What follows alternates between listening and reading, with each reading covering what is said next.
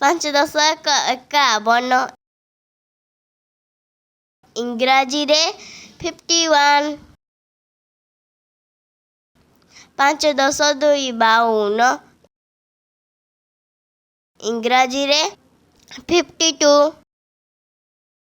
ପାଞ୍ଚ ଦଶ ତିନି 53। ଇଂରାଜୀରେ 53। ପାଞ୍ଚ ଦଶ ଚାରି 54। ଇଂରାଜୀରେ 54। ପାଞ୍ଚ ଦଶ ପାଞ୍ଚ 55। ଇଂରାଜୀରେ 55। ପାଞ୍ଚ ଦଶ ଛଅ 56। ଇଂରାଜୀରେ 56। ପାଞ୍ଚ ଦଶ ସାତ 57। ଇଂରାଜୀରେ 57। ପାଞ୍ଚ ଦଶ ଆଠ 58।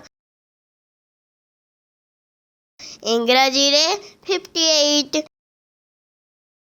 ପାଞ୍ଚ ଦଶ ନଅ 59।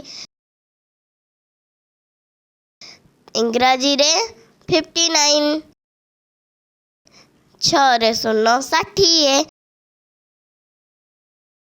ଇଂରାଜୀରେ 60। ସାଙ୍ଗମାନେ ଆଜି ଏତିକି ପଢ଼ିବା, କାଲିକି ଆଉ ସଂଖ୍ୟା ଶିଖିବା।